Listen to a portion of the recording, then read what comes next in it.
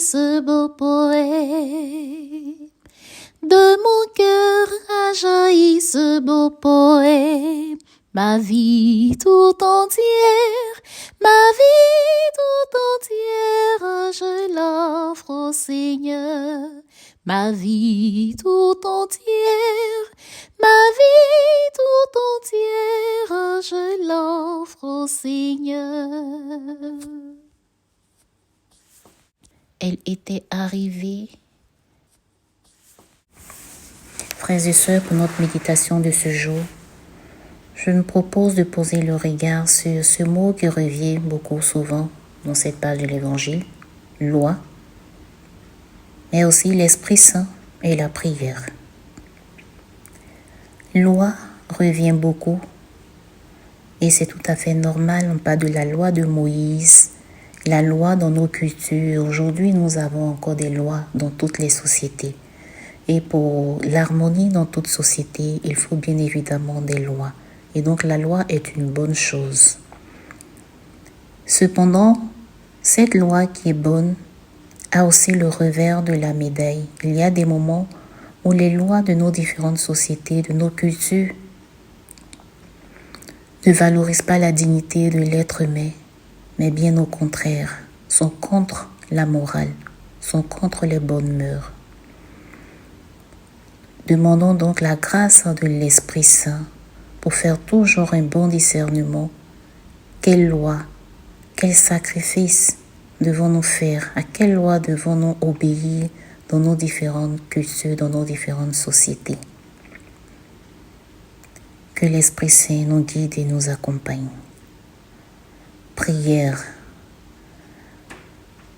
Nous voyons que le mot prière revient avec Anne.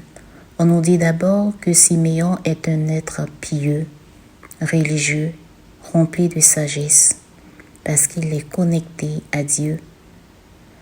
Anne, cette femme qui passait tout son temps dans le temple, à méditer la parole de Dieu, à jeûner et à chanter les louanges du Seigneur.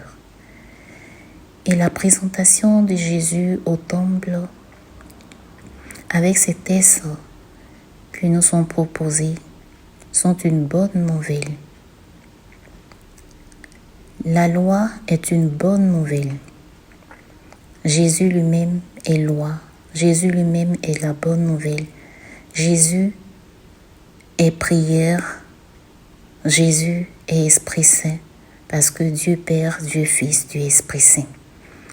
Et en célébrant la présentation de Jésus au temple, on nous dit aussi que c'est la fête de la lumière parce que celui qui est présenté est lumière et il éclaire nos vies. Et comme le dit dans cette même écriture, on n'allume pas une lampe pour la mettre sous le boisseau, mais sur un support pour qu'elle brille pour tous ceux qui sont dans la maison. Et donc Jésus, qui est cette lumière, nous est présenté aujourd'hui comme un modèle. Et faisons le lien avec la vie religieuse qui, depuis 1997, instituée par le pape Jean-Paul II comme journée mondiale de la vie consacrée.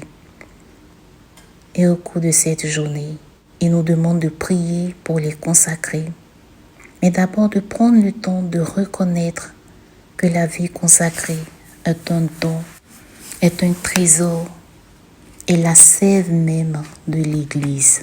Et dans l'exhortation apostolique Vita Consecrata, il dit ceci: la vie consacrée est un don fait par Dieu à l'Église.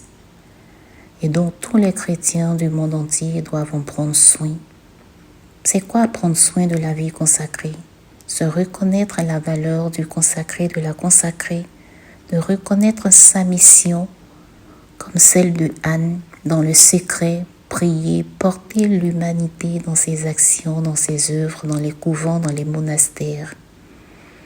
C'est aussi accompagner l'œuvre des consacrés. C'est aussi prier pour de nombreuses saintes vocations religieuses aujourd'hui. Si le pape nous dit que la vie consacrée est un don fait par Dieu à l'Église et qu'il faut en prendre soin. Chacun, chacune a ce devoir, a cette obligation de soit prier pour les consacrés, accompagner les consacrés, visiter les consacrés selon ses moyens, selon ses dispositions intérieures et extérieures. Que cette vie consacrée, qui est aussi célébrée le jour même de la célébration de Jésus au temple, de la présentation de Jésus au temple, qui est dite aussi la fête de la lumière, soit une lumière pour l'humanité, pour l'Église, qu'elle brille d'abord pour les personnes même consacrées, donc les religieux et les religieuses, et qu'elle brille toujours pour l'Église, pour un monde de paix. De mon cœur a jailli ce beau poème. De mon cœur a jailli ce beau poème. Ma vie tout entière, ma vie tout entière, je l'offre au Seigneur. Ma vie tout entière, ma vie tout entière, je l'offre au Seigneur.